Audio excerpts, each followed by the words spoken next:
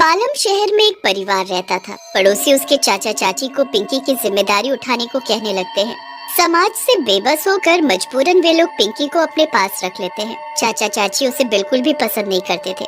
पता नहीं कहां से ये बला मेरे माथे पड़ गई। सुबह सुबह उठो तो इस मनहूस की शक्ल देखो। अरे महारानी, सुबह हो गई है, उठ जाओ अब और जाके चाय बनाओ मेरे लिए।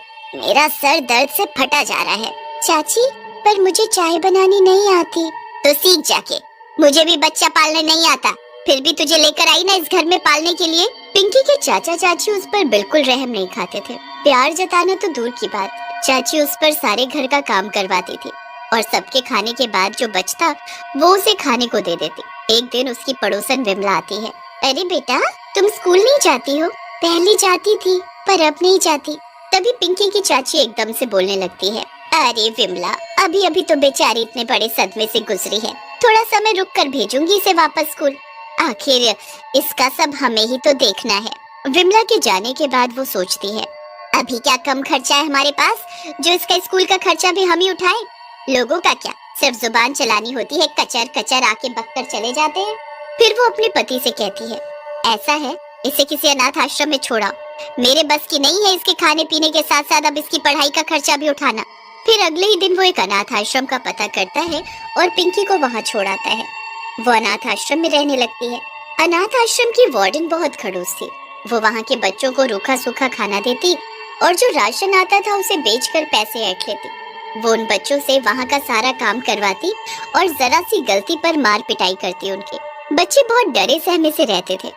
एक दिन वो पिंकी को रसोई घर से खिचड़ी का पतीला लाने को कहती है, पर भारी होने के कारण वो उससे छूट जाता है और सारी खिचड़ी भी फैल जाती है। अरे मूर्ख, ये क्या किया तूने? सब खिचड़ी गिरा दी। अब ये लोग क्या खाएंगे? मैडम, दूसरी खिचड़ी बनवा दो ना, बहुत भूख लगी है। चुप करो तुम लोग, एक तो नुकसान हो गया, ऊपर से मैं और पैसे खर्च करूं तुम अनाथों पर। आज ऐसे ही सो जाओ पानी पीकर। सुन रही छोरी, यहाँ कुछ भी मुफ्त का नहीं है।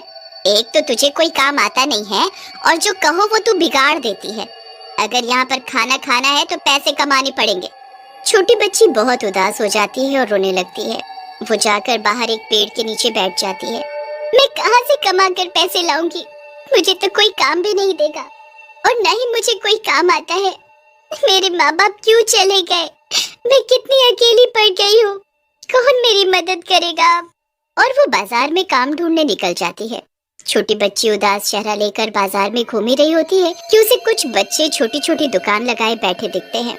उन्हें देखकर उसके दिमाग में एक बात आती है, क्यों ना मैं भी कुछ सामान बेचना शुरू कर दूं, जिससे कुछ पैसे आ जाए करेंगे। पिंकी के पास कुछ खिलौने और कुछ अच्छे कपड़े थे।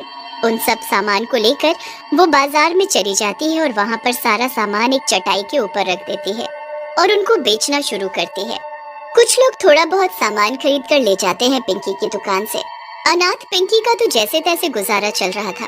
वहीं दूसरी ओर उसी शहर में एक सुनसान इलाके में एक झोपड़ी थी जिसमें एक चुड़ैल रहती थी।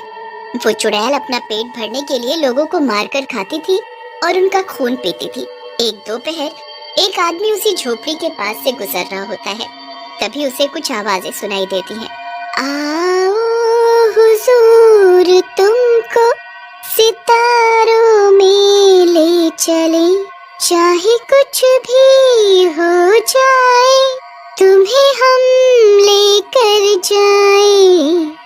आवाज सुनकर उसका ध्यान उस झोपड़ी की तरफ जाता है। वो देखने के लिए झोपड़ी के दरवाजे पर पहुंचता ही है कि तभी चुड़ैल उसे अपनी झोपड़ी में खींच लेती है और उसे मार देती है। ऐसे ही वो बहुत लोगों को मारकर अपना पेट भरती थी। ये खबर कुछ महीनों में आसपास के शहरों में फैल जाती है और लोग उस झोपड़ी के पास से निकलना बंद कर देते हैं, जिस वजह से चुड़ैल को बहुत दिनों से कुछ भी खाने को नहीं मिल रहा था। भूख से बेहाल चुड़ैल अपना भेष बदल कर घूमते घूमते पालम शहर में पहुंच जाती है। वहाँ पर एक बहुत बड़ा बाजार लगा हुआ था। अरे ये क्या झमेला है यहाँ? इतनी भीड़ क्यों है यहाँ आज? इतने भीड़ भड़ाके में मैं शिकार कैसे करूँगी? तभी चुड़ैल की नजर उस अनाथ बच्ची पिंकी पर पड़ती है जो कि क्रिसमस का सामान बेच रही थी। चुड़ैल पिंकी की दुकान को ध्यान से देखती रहती है और सोचती है, ये क्या बेच रही है? इन सब का क्या करते होंगे लोग? वो बदले हुए भेष में पिंकी के पास जाती है और उससे पूछती है, तुम ये सब क्या बेच रही हो और ये बाजार इतना हरा भरा क्यों है आज? अरे आपको नहीं पता, क्रिसमस आने वाला है, ये सब उसी का सामान है। क्रिसमस? क्रिसमस क्या होता है? अरे आपको इतना भी नहीं पता? क्रिसमस पर एक बुढ़े अंकल आते हैं रात को 12 बजे, जिनका नाम सेंटा क्लॉज है, और हम बच्चों को गिफ्ट देते हैं। तभी वो चुड़ैल अपने असली रूप में आती है और पिंकी की दुकान उखाड़ फेंकती है। अरे ये क्या किया? इतनी मेहनत से मैंने जैसे तैसे पैसे इकट्ठे करके सामान खरीदा था और तुमने सब फेंक दिया। मैं इतने दिनों से भूखी हूँ। मैं अपना खाना ढूंढने आई हूँ यहाँ, ना कि दूसरों को खाना देने। मैं सबका खा जाऊंगी। वैसे भी बहुत दिनों से कुछ खाया नहीं मैंने। चुड़ैल को देखते ही सब लोगों के हक्के बक्के छूट जाते हैं। पूरे बाजार में अफरा तफरी मच जाती है। चुड़ैल ये सब देखकर जोर जोर से हंसती है। भागो भागो। कहाँ तक भागोगे? आज कोई नहीं बचेगा। कहीं तक भी भाग लो, कोई फायदा नहीं है। सब शिकार बनेंगे आज मेरा। फिर चुड़ैल पहले एक आदमी के घर में जाती है और उसे भी खा जाती है। फिर वो गुस्से में दूसरे घर में जाती है और छत में आग लगा देती है और एक बूढ़ी औरत को खा जाती है। ऐसा करते करते वो आगे बढ़ती है और पूरे शहर में धीरे धीरे लोगों को मारने लगती है। किसी का हाथ कहीं फेंक देती है तो किसी के कटे पैर कहीं पड़े मिलते हैं। पर जो लोग घरों में सोए पड़े थे उन्हें पता ही नहीं था कि ये रात कितनी भयंकर बीत रही थी। तभी उस घर की छोटी बच्ची आसमान में चुड़ैल को उड़ते हुए देखती है और चिल्लाकर बोलती है, मम्मी मम्मी, वो देखो, आसमान में कोई उड़ रहा है। कोई पक्षी होगा बेटा, और कौन उड़ेगा? नहीं मम्मी, अरे ये तो चुड़ैल है, कितनी डरावनी है ये। और वो जोर जोर से चिल्लाने लगती है, बचाओ बचाओ, हमारे शहर में चुड़ैल आ गई है। तभी चुड़ैल जोर जोर से हंसने लगती है और अपने मुंह से आग निकालती है। सभी यहाँ से वहाँ भागने लगते हैं। ऐसा करते करते वो एक घर के पास से गुजर ही रही होती है कि उसे किसी के रोने की आवाज आती है। वो पीछे मुड़कर देखती है तो वहाँ पेड़ के नीचे एक छोटी सी बच्ची बैठी थी और फूट फूट कर रो रही थी। अरे मेरे डर से सब यहाँ वहाँ भाग रहे हैं, मेरे खौफ में लोग परेशान हैं। पर ये कौन है जो इतने आतंक के बाद भी एक ही जगह बैठी हुई है? चुड़ैल उस बच्ची के पास जाती है और उससे पूछने लगती है, क्या तुझे मुझसे डर नहीं लग रहा? सब मेरे खौफ से डरे हुए हैं और तू यहाँ बैठकर रो रही है। वो छोटी बच्ची वही पिंकी थी। चुड़ैल की शक्ल देखकर वो उसे पहचान जाती है।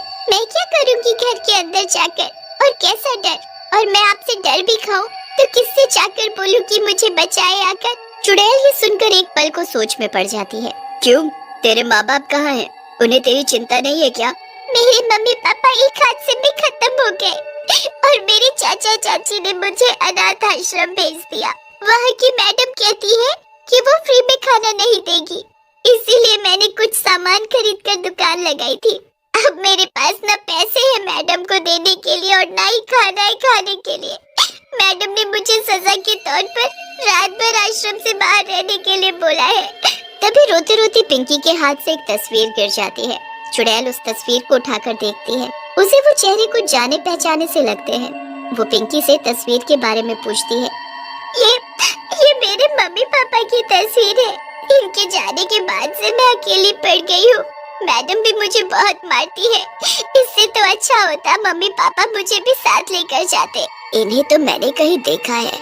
पर वो बच्ची के सामने कुछ बोल नहीं पाती है। चुड़ैल को पिंकी की कहानी सुनकर बहुत पछतावा होता है। चुड़ैल उदास चेहरे से अपने मन में सोचती है, ये तो वही लोग हैं जिनको मैंने खाया था। मैंने कितनी बड़ी गलती की। मेरी वजह से इस बच्ची के माता पिता इससे छिन गए और अब ये बच्ची अनाथ है सिर्फ मेरी वजह से। और देखो तो कैसे तड़प रही है। आज पहली बार चुड़ैल को पछतावा हो रहा था। उसे अंदर ही अंदर बहुत बुरा लग रहा था कि वो अभी तक कितना गलत करती आ रही थी। अपनी भूख मिटाने के लिए लोगों को मारती रही और उधर उनका परिवार उनके पीछे रोता रहा। फिर चुड़ैल उस बच्ची से माफी मांगती है। बेटा, मुझे माफ कर दो। आज मुझे एहसास हो रहा है कि मैं कितना गलत कर रही थी आज तक। तुम्हारे माँ बाप मेरी वजह से आज तुम्हारे साथ नहीं है और तुम्हें एक अनाथ की जिंदगी जीनी पड़ रही है। पर आज के बाद तुम अनाथ नहीं हो। आज से मैं तुम्हारा ध्यान रखूंगी और तुम्हारी परवरिश करूंगी। क्या तुम मुझे माफ कर सकती हो? क्या मैं आपको मम्मी बोल सकती हूँ? चुड़ैल को पहली बार आज प्यार का एहसास हो रहा था।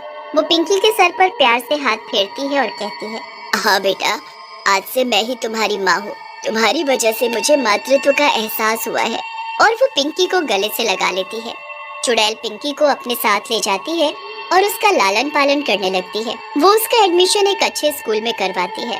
वो खुद भी कसम खाती है कि अब वो किसी को नहीं मारेगी और पिंकी को कभी उसके माँ बाप की कमी महसूस नहीं होने देगी।